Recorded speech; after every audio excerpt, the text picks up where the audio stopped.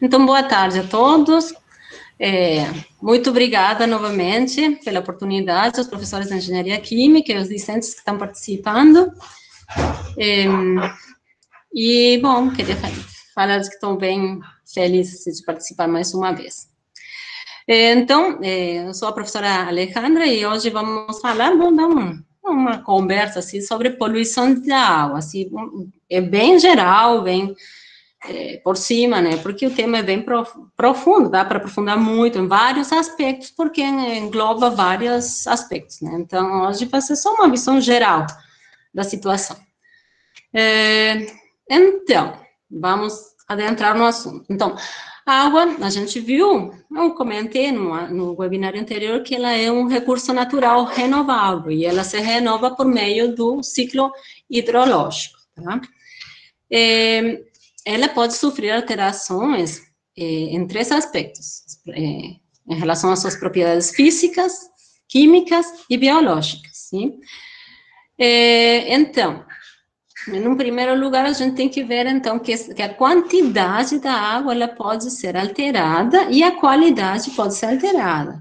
Um pouquinho mais na frente, vamos ver por quê. Então, vamos começar vendo o que seria essa quantidade de água. Bom, a quantidade de água no planeta, ela se encontra em porcentagens diferentes, né, em relação aos oceanos e à água doce. Né? Em relação aos oceanos, ela possui um 97%. Então, 97% ela está como água nos oceanos. E a água doce, ela tem um 3%. Por outro lado, esses 3% de água doce, ela também tem uma distribuição, né? Ela se encontra em uns 79% aproximadamente, são porcentagens aproximadas, né? Aproximadamente 79% ela está nas caletas polares, um 20% está em águas subterrâneas e a água disponível, então, facilmente disponível, se encontra em um 3%. Por outro lado, essa água doce disponível, ela tem um acesso assim, superficial e está distribuída também da seguinte forma: ela se encontra entre lagos e lagoas em aproximadamente 52%, também ela está na umidade do solo, né, em 38%, o vapor de água na atmosfera, 8%, e os rios, elas integram 1%, ou seja, 1% dessa água doce, superficial e acessível, está conformada pelos rios em 1%. E, por sua vez, como curiosidade, a gente, né, tem uma composição de 70% de água no nosso corpo. Então, é claro, né, a relação que a gente tem com a água é bastante forte e dependente.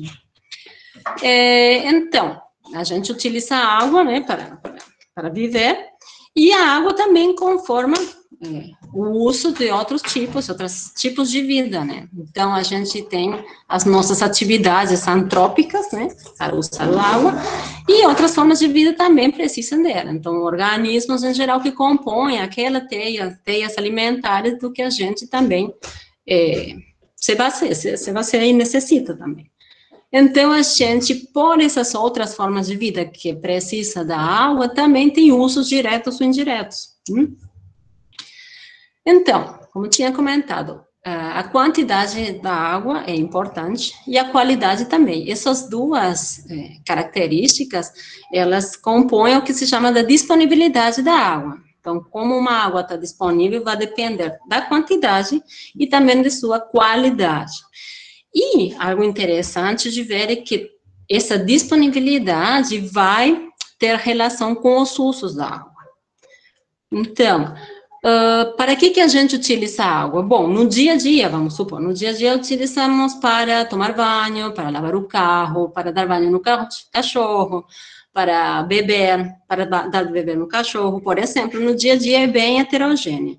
Por sua vez, a níveis industriais, ou mais, assim, a nível de massa, a gente utiliza para navegação, para geração de energia, né?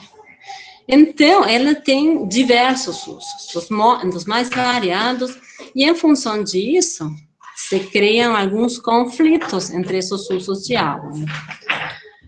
Então, voltando então à quantidade, o que a gente pode chegar a deduzir é que como tem toda aquela, 97% nos oceanos, tem aquele 3% de água doce, bom, fazendo uma limpeza, assim, do que a gente pode, de fato, explorar tecnologicamente, ou o que é viável economicamente, é um 0,5% daquela massa global de água, né, porque o resto, ou ela é salgado, tem geleia, e também tem a questão de transporte. Então, o que de fato é viável economicamente, ou explorável tecnologicamente, é ao redor de uns 0,5%, né?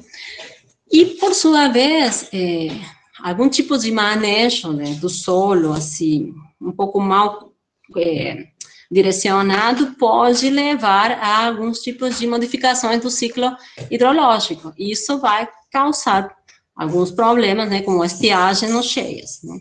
Então, que tipos de manejo do solo provocam esse tipo de problemas? Por exemplo, desmatamento e urbanização sem controle.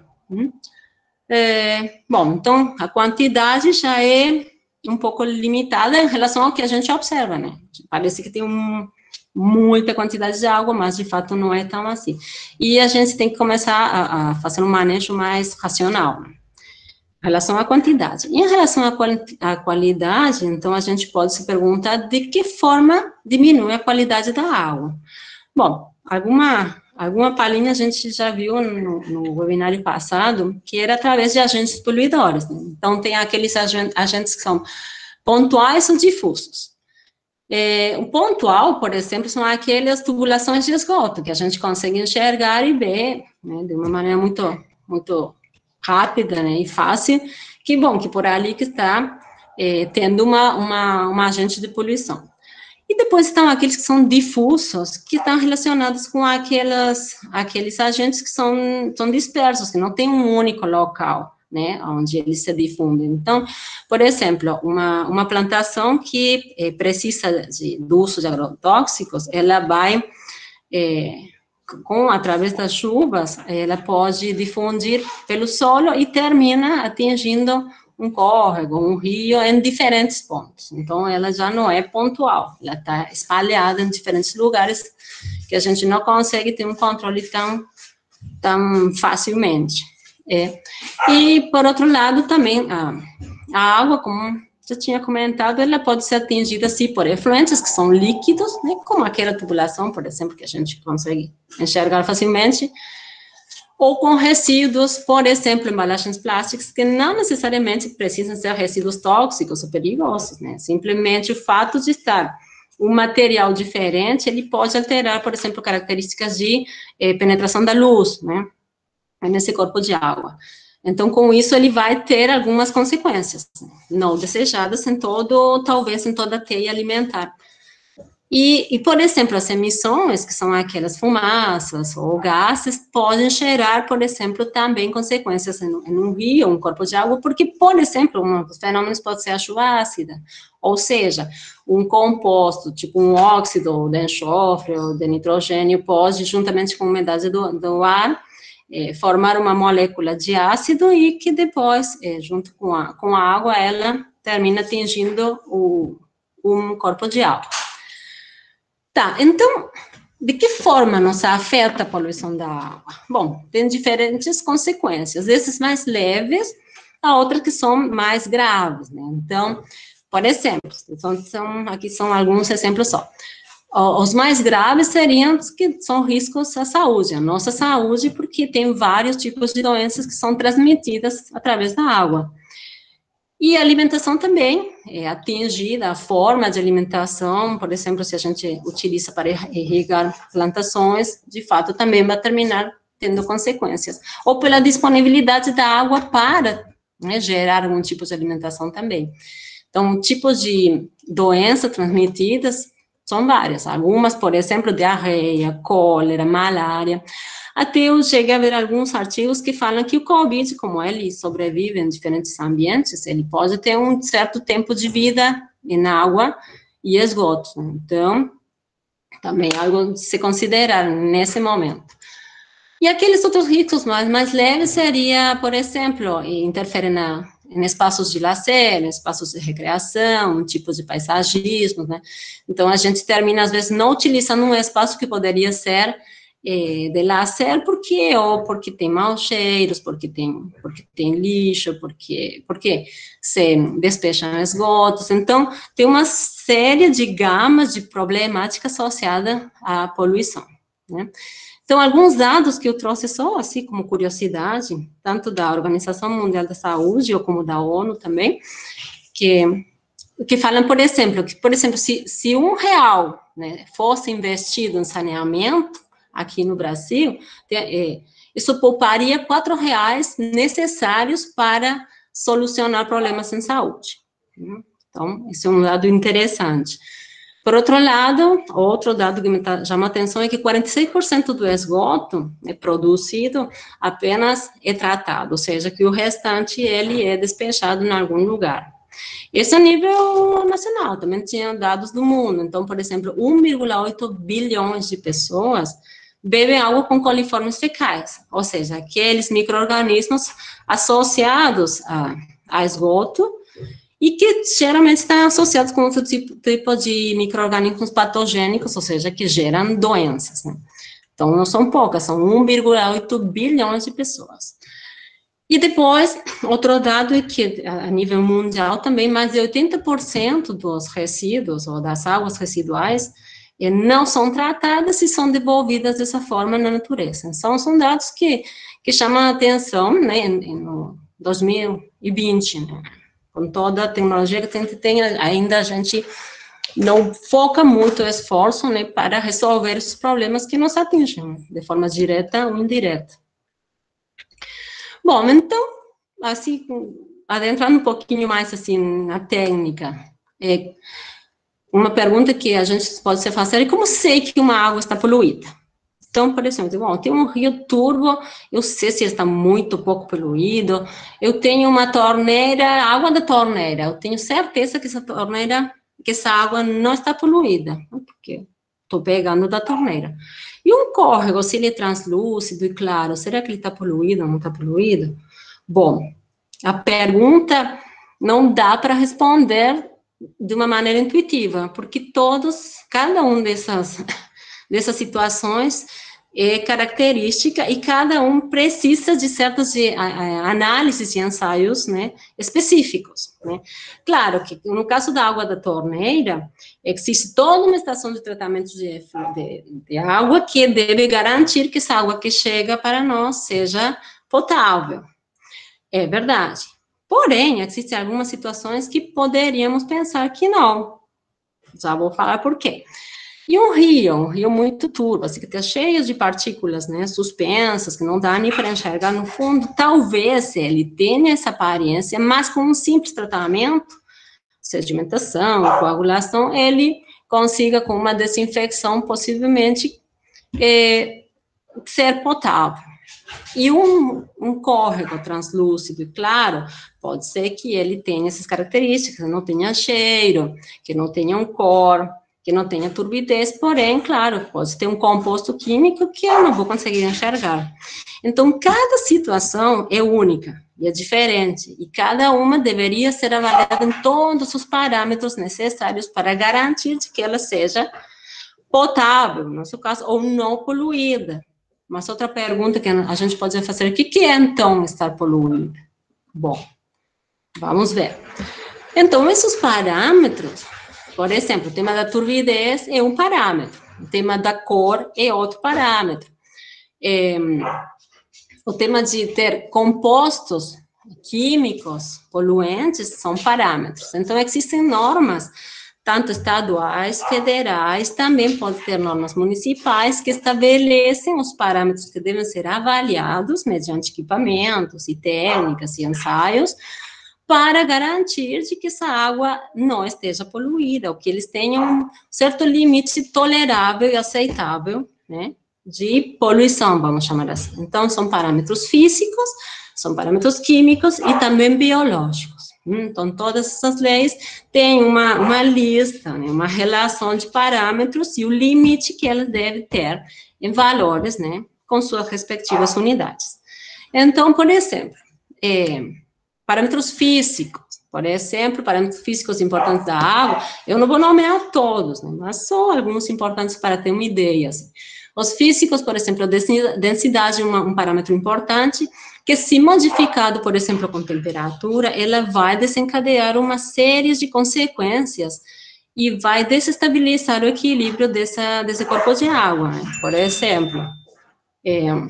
Por exemplo, afetar tanto a densidade quanto a viscosidade ou a tensão superficial, são parâmetros que podem afetar, por exemplo, a vida, né, ou outras espécies dentro desse corpo de água, porque tem várias espécies que flutuam. Então, densidade pode fazer, se modifica a densidade, pode fazer que as espécies que flutuam, elas afundem, e afundando, elas não conseguem, por exemplo, captar a luz solar, não conseguem realizar fotossíntese, se aí há algum outro tipo de espécie que se alimente desse gênero, não vai conseguir seguir adiante até ir alimentar. Então, são parâmetros físicos, por exemplo. Depois, teríamos aqui um exemplo de o Rio Negro e os Solimões, que lá no Amazonas é uma característica bem interessante de ver, porque são dois corpos de água que têm suas características próprias. Um tem bastante turbidez, né, e outro já tem uma cor um pouco mais preta, né, mais escura, daí esse é o nome, mas ele não tem tantas partículas em suspensão. Então, essa é característica de um lugar por onde eles passam, né? Então, cada um com suas características. Eles precisariam, para ser caracterizados, ensaios específicos para cada um deles. Aqui temos outro caso de, tipo, um lago, né, dessa cor azul, possivelmente relacionada com compostos de níquel, que dá essa cor assim, azulada. Aqui embaixo não dá para ver muito, mas tem um rio que está vermelho, que está associado à acidez. Então, compostos parâmetros químicos podem ser, por exemplo, compostos, ou seja, orgânicos ou inorgânicos, né, que vão dar uma cor específica, ou, por exemplo, podem dar também uma sucessão de desencadear reações químicas. No caso do pH, ou seja, o potencial hidrogeniônico, ele, em uma água pura, deve ser 7, né? As leis permitem uma flexibilidade ali entre esse valor, entre 7, 8, 6, porém, se ele é muito baixo, tipo 2 ou 3, ele pode, por exemplo, um rio pode atingir minérios, né, que tenham metais pesados, e isso vai gerar uma série de reações que vão ser autocatalíticas, e às vezes é muito difícil regredir essa reação, e aí vai ter consequências bastante graves.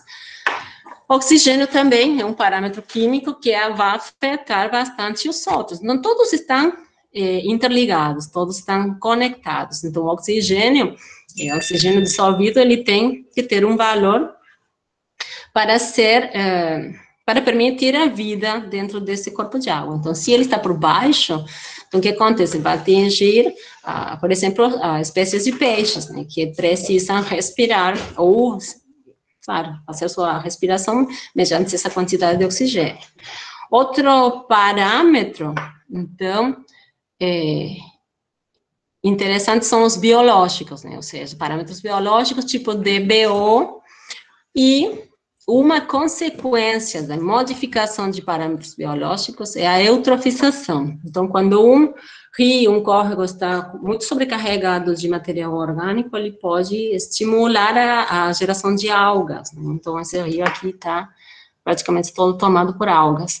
E ele vai também, por vários fatores, interferir no equilíbrio desse meio. Então, por exemplo, aí de novo, tá o fato, essas algas impedem a penetração da luz. Então, qualquer espécie que se situe por baixo, né, do rio, ela não vai conseguir fazer a fotossíntese, e isso vai ter consequências na teia alimentar também.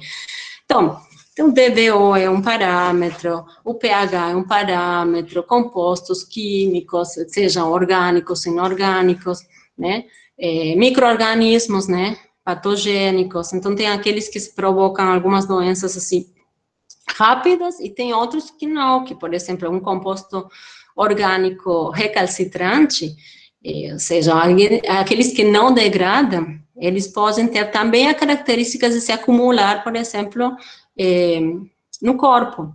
Então, ele, mediante a teia alimentar, ele vai magnificando ou aumentando as concentrações. Isso vai ter consequências, talvez, em anos, né? Então, uma consequência dessas é o câncer. Bom, então, a água é sumamente fundamental, então é muito importante o tratamento dela e a manutenção dos parâmetros para que eles não passem dos limites, né? E, então, a qualidade, não existe apenas uma qualidade da água. Então, o que se fez foi determinar parâmetros aceitáveis da qualidade da água para determinados usos. Então, o que quer dizer isso? Quer dizer que os corpos, para ser considerados poluídos, eles se enquadram, eles têm um enquadramento, ou seja, isso foram normatizados legalmente, e cada corpo de água está enquadrado ou responde a uma classificação.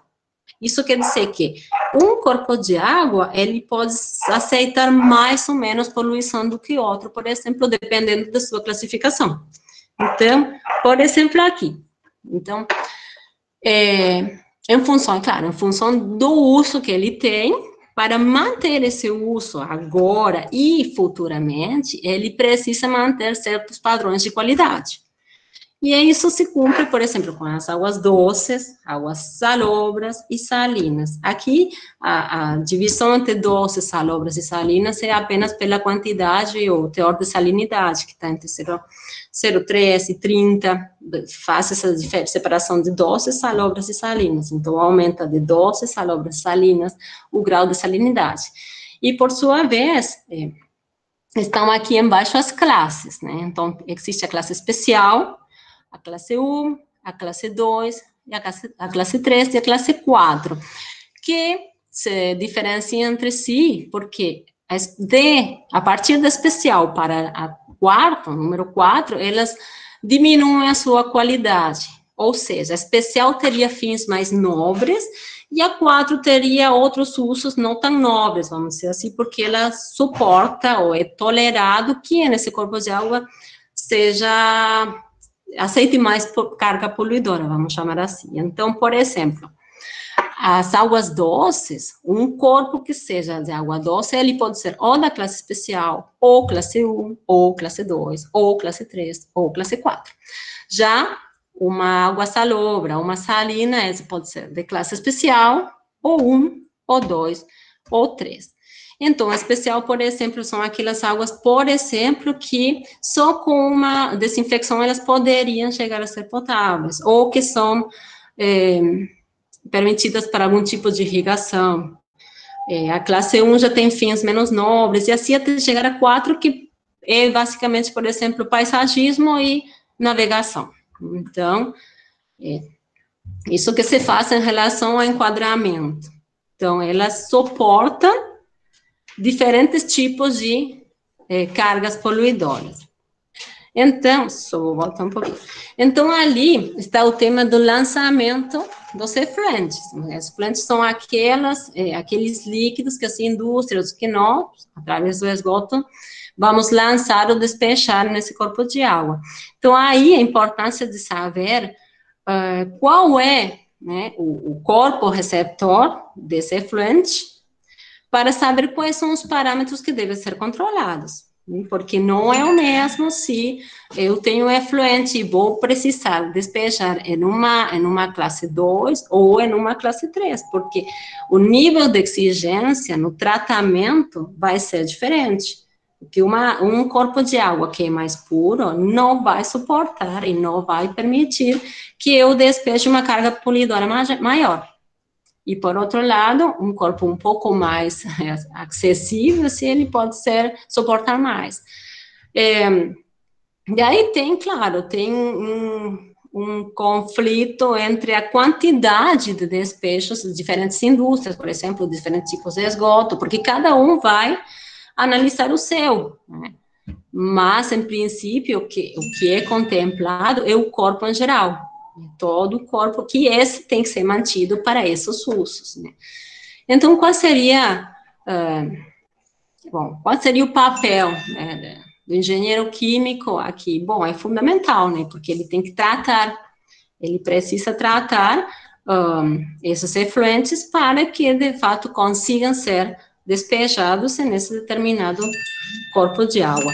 Então, por exemplo, eu trouxe alguns manchetes, assim, bem atuais, de algumas até são desse mês, em relação a como é preciso, né, que a gente preste atenção nessa problemática, porque ainda tem vários casos, assim, de contaminação que tecnologicamente é possível de resolver, né? Tem outros aspectos, né, que às vezes não se consideram, mas, por exemplo, aqui tem que contaminantes despejados no solo são os grandes responsáveis pela poluição marina, né, isso é um manchete de, agora, 16 de junho.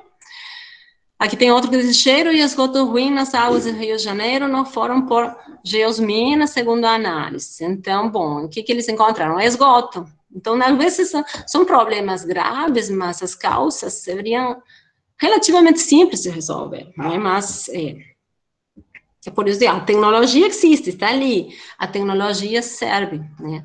Mas tem, às vezes, outro tipo de fatores que também tem que ser encarados para que todos sejam um conjunto de solução, né? A tecnologia sozinha, às vezes, não consegue resolver, bom, e toda uma política, assim, a tecnologia também não, né? Então, aqui tem outras, fortalece a redução de 58% em poluentes do ar durante o isolamento social, aponta estudo. Bom, como eu falei, poluentes do ar também podem chegar a contaminar por meio de diferentes fatores, por exemplo, a chuva ácida, a questão dos rios, né? Aqui tem outro, máscaras médicas e luvas de látex, é o lixo gerado pelo Covid que polui os mares. Então, até nas situações mais tristes, né, a gente às vezes não presta atenção de nossas ações, né. E aqui tem outros, né, tem algumas fotos, assim, que seria uma poluição pontual, aqui seria um córrego bem atingido por resíduos, e aqui também, isso são peixes. Teve um caso bem similar a esse também, em Rio Grande do Sul, também, que amanheceu um dia com toneladas de peixes mortos, porque se reduziu a quantidade de oxigênio dissolvido. E isso atingiu, de fato, e de cheio, né, a população de peixes. Que depois atingiu a economia também do pessoal que vivia disso. Então, algumas perguntinhas que tem, assim, um pouco para o final. Então, qual pode ser o papel do engenheiro químico frente à poluição da água? O que vocês acham? Isso é tipo um tema de caça. De que forma um engenheiro químico pode minimizar ou aumentar essa problemática? Ele pode minimizar e também pode aumentar, dependendo o tipo de ação, né, que ele faz. Então, minimiza de muitas formas, né, através de tecnologia, através de equipamentos, né, e aumentar quando precisamente não é aplicada uma boa metodologia, e às vezes são questões também econômicas ou políticas, né, que de fato refletem bastante. E a produção e preservação de águas podem caminhar juntas? É outro tipo de pergunta, né? Isso para vocês, eu não vou responder. E o papel das pessoas em geral frente à poluição da água, qual seria? Então, é uma problemática que atinge todo mundo, né? E em diferentes níveis a gente pode contribuir para minimizar os problemas, né?